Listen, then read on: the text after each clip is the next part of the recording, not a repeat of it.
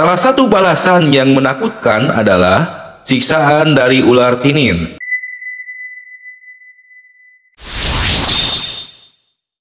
Yang sudah subscribe, semoga kamu dimudahkan segala urusannya. Assalamualaikum sahabat beriman semuanya. Semoga kita ada dalam limpahan rahmat Allah Subhanahu wa Ta'ala dan senantiasa tetap ada dalam lindungannya. Kali ini lirik sekata akan menceritakan beberapa fakta dalam Islam. 1. Misteri ular tinin. Salah satu balasan yang menakutkan adalah siksaan dari ular tinin. Rasulullah Shallallahu Alaihi Wasallam menceritakan jika ular ini berjumlah 99, setiap satu ekornya memiliki 7 kepala. Bagaimana pedihnya siksaan dan seperti apa wujud ular ini? Ular tinin merupakan ular yang dipersiapkan oleh Allah Subhanahu wa Ta'ala untuk menyiksa manusia. Ular ini berjumlah 99 ekor dan satu ekornya memiliki 7 kepala. Tidak cukup sampai di situ, setiap kepala yang ada di tubuh ular tersebut akan mencakar, menggigit, menyembur hingga tubuh si mayit menjadi bengkak pada orang kafir.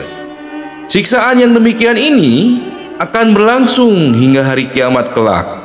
Rasulullah Shallallahu Alaihi Wasallam bersabda dari Abu Hurairah radhiyallahu anhu berkata, Rasulullah Shallallahu Alaihi Wasallam bersabda, orang mukmin di dalam kuburnya seperti raudah taman, dilapangkan kuburnya sejauh 70 hasta, disinari kuburnya seperti cahaya bulan purnama.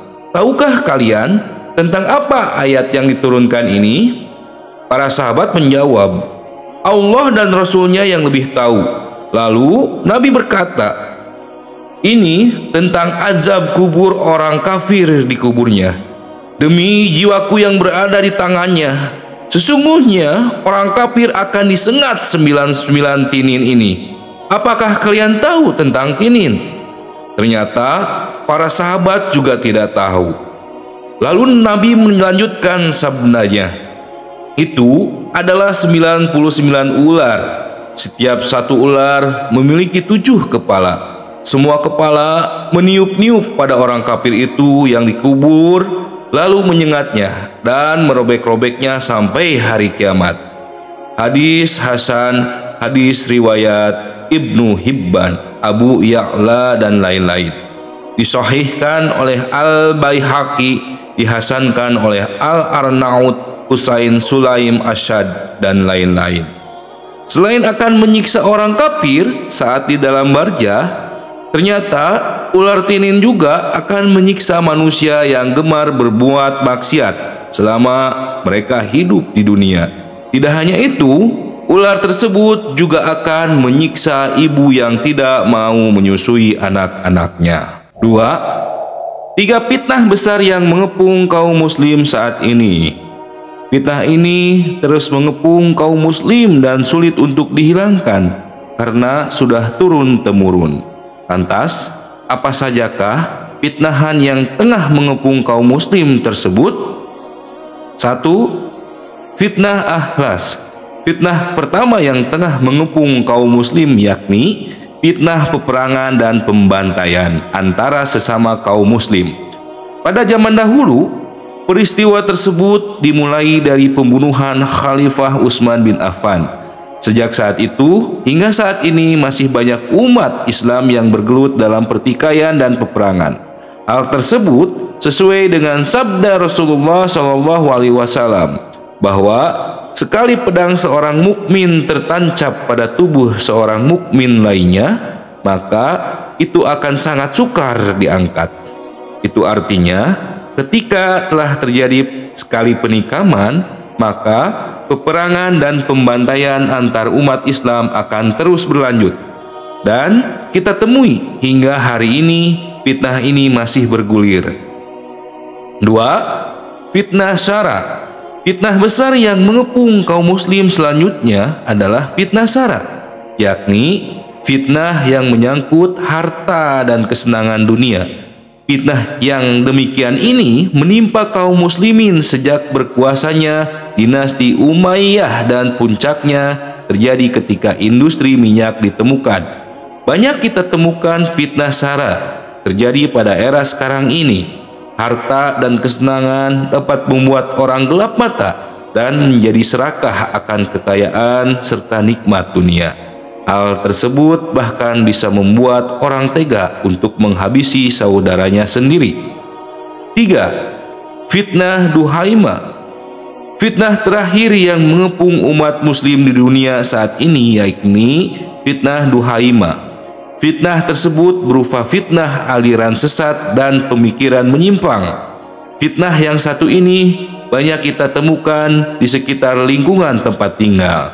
Saat ini pemikiran sekulerisme, pluralisme, dan liberalisme dan sebagainya berkembang dengan sangat pesat. Bahayanya pemikiran yang demikian ini dianggap sebuah kebenaran, padahal pada kenyataannya tidaklah demikian. Salah satu aliran sesat yakni mereka yang dengan mudahnya mengkafirkan orang muslim di luar kelompok tersebut hanya karena berbeda pemahaman serta pemikiran yang dimiliki. Tidak hanya itu, saat ini juga mulai muncul orang yang mengaku nabi, bahkan Tuhan, dan mengajak umat manusia untuk menjadi pengikutnya. 3. 5 golongan yang terbebas dari pertanyaan malaikat di kubur. 1. Golongan manusia yang mati syahid. Golongan pertama yang terbebas dari pertanyaan kubur adalah manusia yang mati dengan jalan syahid. Dari sebuah riwayat dari Rasid bin Sa'ad disebutkan bahwa ada seorang yang bertanya pada Nabi Muhammad SAW, "Wahai Rasulullah, mengapa orang-orang beriman akan diuji dalam kubur kecuali para syuhada?" Beliau menjawab, "Kilatan pedang yang berkelabat di atas kepala mereka sudah cukup menjadi ujian bagi mereka." 2. Golongan yang terjaga di tapal batas wilayah muslim untuk mencegah serangan musuh karena Allah. Golongan selanjutnya yang terbebas dari fitnah kubur adalah mereka yang menjaga perbatasan kaum muslim dari para musuh laknatullah. Mereka yang bekerja lalu kemudian meninggal, ini akan terbebas dari pertanyaan malaikat Munkar dan Nakir. Bahwa Rasulullah bersabda, "Ribat sehari semalam lebih baik daripada puasa dan sholat malam sebulan." Kalau seseorang mati dalam kondisi seperti ini, amalnya akan mengalir dan dicurahkan rizki atas serta dijamin dari bebas ujian kubur. Hadis riwayat Tirmidzi dan Abu Daud. 3. Orang yang meninggal karena sakit perut. Ternyata orang yang meninggal dunia karena sakit perut juga akan terhindar dari fitnah kubur atau pertanyaan malaikat Munkar dan Nakir. Abu Daud mengeluarkan hadis secara marfu. Siapa mati karena penyakit dalam perutnya, tidaklah dia disiksa dalam kuburnya. Juga riwayat Ibu Ma'zah, Al-Baihaqi dan At-Tirmidzi di mana dia menganggap itu hasan. Selain itu, Abu Ishaq Asy-Syu'aibi berkata, Sulaiman bin Syard berkata kepada Khalid bin Urfatah, atau sebaliknya Khalid berkata kepada Sulaiman, "Apakah kamu mendengar Rasulullah SAW bersabda, barang siapa meninggal karena sakit perut, tidak akan diazab dalam kuburnya." 4. Orang yang sering membaca surat Al-Mulk. Ternyata membaca dan mengamalkan Al-Quran dengan sungguh-sungguh akan membuat orang terhindar dari siksa kubur. Hal ini biasanya dilakukan Rasulullah setidaknya malam Jumat. Rasulullah SAW menyebutkan surah ini dengan Al-Mani'ah, pencegah, penahan dari siksaan. Beliau bersabda yang artinya, dialah surat pencegah yang mencegah pembacanya dari siksa kubur. Riwayat An-Nasa, hadis riwayat At-Tirmidzi. Meneruskan Ibnu Abbas, barang siapa yang pada setiap malam membaca Tabarok, maka dia akan dicegahkan oleh Allah Azza wa Jalla dari siksa kubur. Hadis riwayat An-Nasa'i melalui Ibnu Mas'ud. Abu Hurairah dan Jabir Abdullah pernah menerangkan bahwa Rasulullah SAW tidaklah beliau tidur malam sehingga ia membaca surah Alif Lam Mim Al-Kitab PS As-Sajdah Tabarok. 5. Meninggal pada hari Jumat. Rasulullah bersabda, "Tidak ada seorang muslim yang meninggal pada hari Jumat atau malam Jumat kecuali Allah pasti akan menjaganya dari fitnah kubur." Dalam hadis Abdullah ibnu Amru, Nabi SAW bersabda, "Setiap muslim yang meninggal pada hari Jumat akan dijaga oleh Allah dari fitnah kubur." Hadis riwayat Ahmad Tirmizi, dinyatakan kuat oleh Syekh Al-Albani. 4. 9 golongan manusia yang diidolakan malaikat. 1. Orang yang senang menunggu datangnya waktu sholat tiba. Orang pertama yang diidolakan oleh para malaikat adalah mereka yang senang menunggu datangnya waktu sholat. Dalam sebuah hadis riwayat Imam Muslim dari Abu Hurairah radhiyallahu anhu bahwa Rasulullah SAW bersabda, "Tidaklah salah seorang di antara kalian yang duduk menunggu sholat selama ia berada dalam keadaan suci, kecuali para malaikat akan mendoakannya, 'Ya Allah, ampunilah ia, ya Allah, sayangilah ia.'" Sahih Muslim nomor 469. 2. Berada di saf bagian depan di dalam sholat. Tidak hanya mereka yang menunggu waktu sholat tiba yang diidolakan oleh para malaikat, ternyata mereka yang berada di saf paling depan saat sholat menjadi salah satu orang-orang yang diidolakan oleh hamba Allah yang satu ini. Diriwayatkan dari sahabat Bara bin Azib radhiyallahu anhu bahwa Rasulullah SAW bersabda, "Sesungguhnya Allah dan para malaikatnya bersolawat kepada orang-orang yang berada pada saf-saf terdepan." 3. Menyambung saf, tidak membiarkan sebuah kekosongan di dalam saf waktu sholat. Mungkin banyak orang yang melakukan kesalahan dalam sholatnya. Salah satunya adalah membiarkan saf kosong di waktu sholat. Namun sebenarnya malaikat sangat menyukai orang-orang yang menyambung saf atau tidak membiarkannya kosong dalam waktu sholat. Para aimatul muhadisin yaitu Imam Ahmad, Ibnu Majah, Ibnu Khuzaimah, Ibnu Hibban dan Al-Hakim meriwayatkan dari Aisyah radhiyallahu anhu bahwa Rasulullah SAW bersabda, "Sesungguhnya Allah dan para malaikat selalu bersolawat kepada orang-orang yang menyambung saf-safnya." Hadis ini disahihkan oleh Syekh Al-Albani dalam Sahih At-Targhib wa Tarhib. 4. Mengucapkan amin bersamaan dengan para malaikat dalam sholat. Malaikat ternyata juga mengidolakan orang yang mengucapkan amin bertepatan dengan ucapan malaikat. Ketika hal tersebut terjadi, maka akan terampunilah dosa-dosa di masa lalu orang tersebut. Imam Bukhari meriwayatkan dari Abu Hurairah radhiyallahu anhu bahwa Rasulullah SAW bersabda, "Jika seorang imam baca ghairil maghdubi alaihim waladdallin, maka ucapkanlah oleh kalian amin. Karena barang siapa ucapannya itu bertepatan dengan ucapan malaikat, maka ia akan diampuni dosanya yang masa lalu. Sebuah kebaikan, maka malaikat tersebut berkata, amin, dan engkau pun mendapatkan apa yang ia dapatkan. 5. Duduk di tempat sholatnya setelah melakukan sholat. Mungkin kebanyakan orang yang langsung meninggalkan tempat sholat setelah ia melaksanakannya. Namun ketahuilah bahwasanya malaikat mengidolakan orang yang duduk di tempat sholatnya setelah ia melakukan sholat. Imam Ahmad meriwayatkan dari Abu Hurairah bahwa Rasulullah SAW bersabda, "Para malaikat akan selalu bersolawat kepada salah satu di antara kalian selama ia ada di dalam tempat sholat, di mana ia melakukan sholat selama ia belum batal wudunya." Para malaikat berkata, "Ya Allah, ampunilah dan sayangilah ia." Al-Musnad nomor 8106. Syekh Ahmad Syakir mensahihkan hadis ini. 6. Melakukan sholat subuh dan asar secara bersamaan. Melaksanakan sholat secara berjamaah memiliki banyak keutamaan.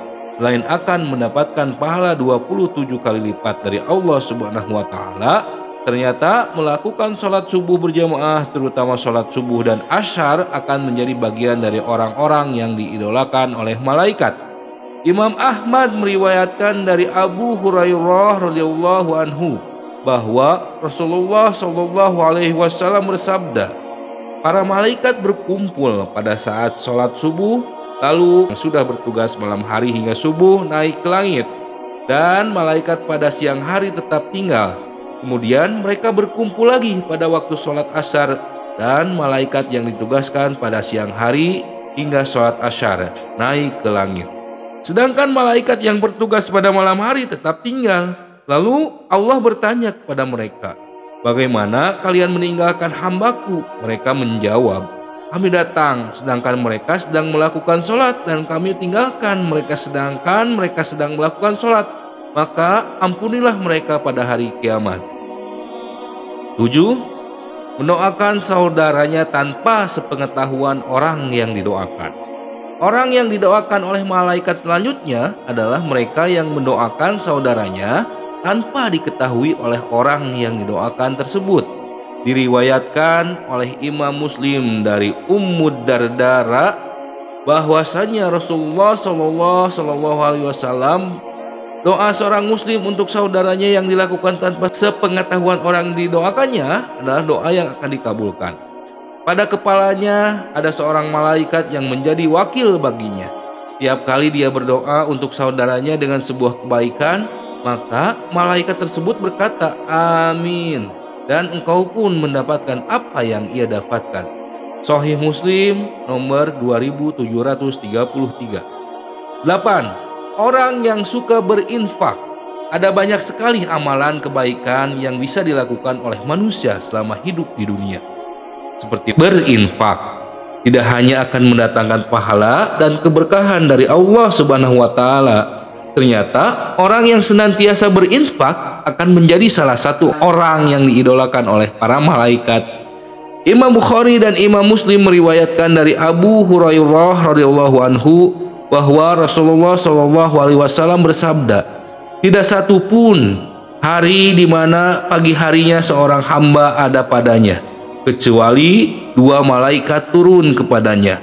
Salah satu di antara keduanya berkata, ya Allah, berikanlah ganti bagi orang yang berinfak, dan lainnya berkata, ya Allah, hancurkanlah harta orang si pelit.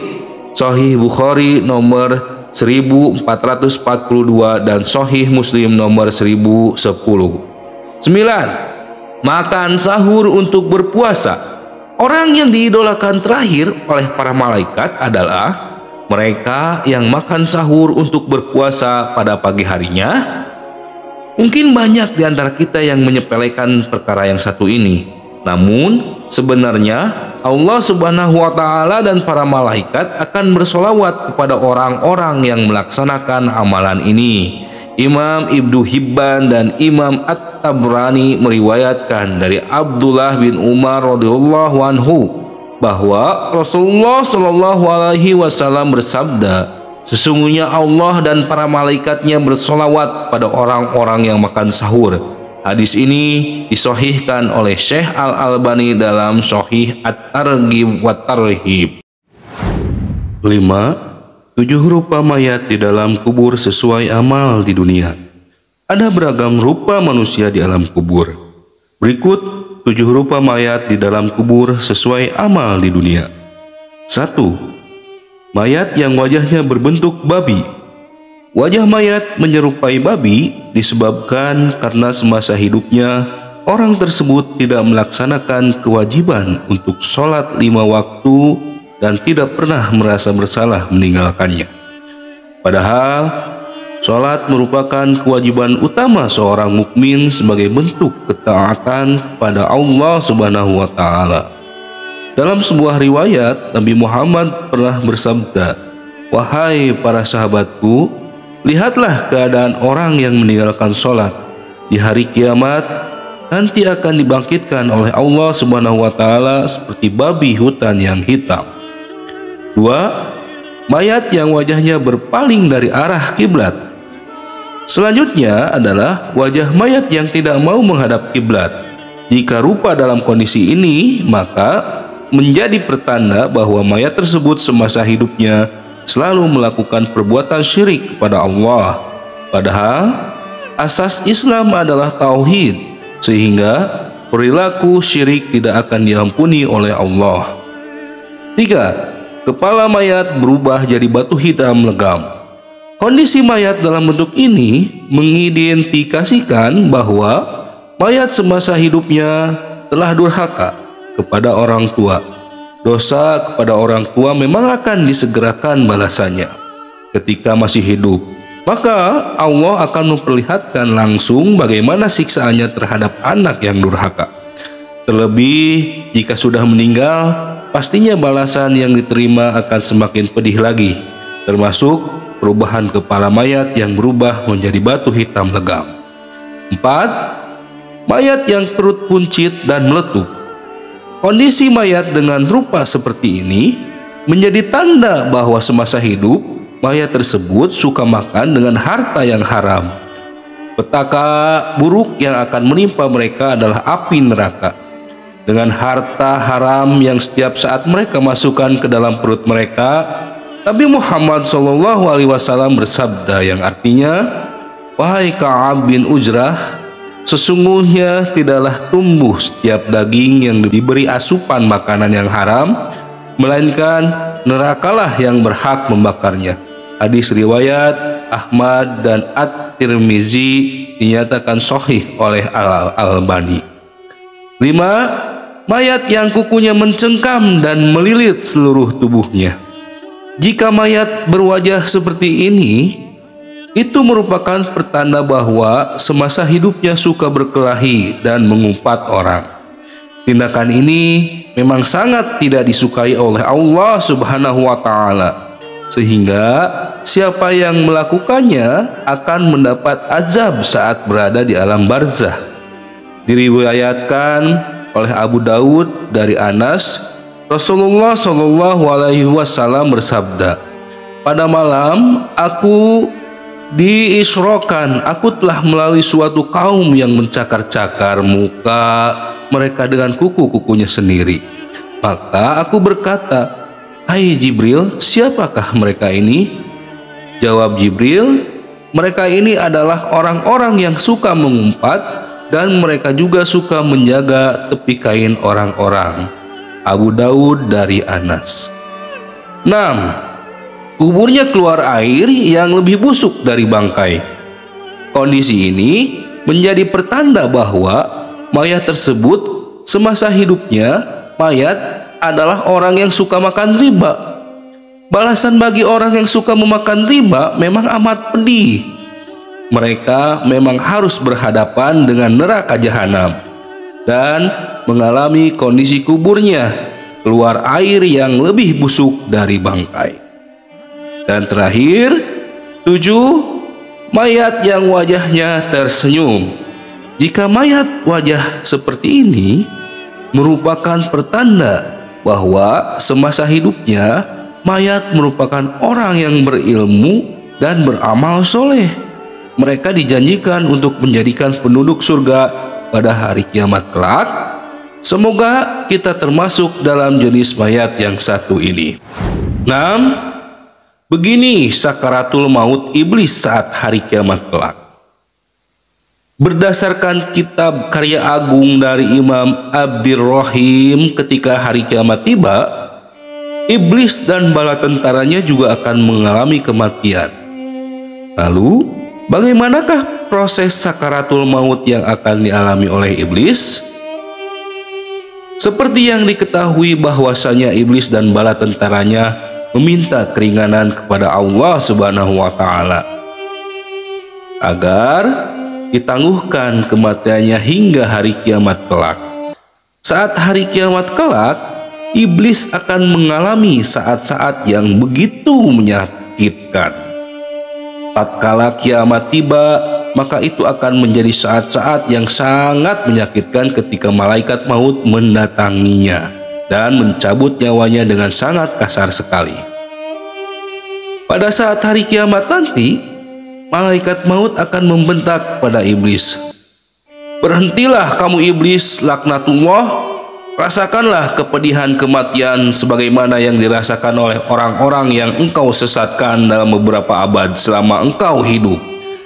Dan inilah hari yang ditentukan oleh Allah Subhanahu wa Ta'ala terhadap kamu. Maka kemanakah kamu hendak lari? Di saat inilah iblis merasa begitu ketakutan.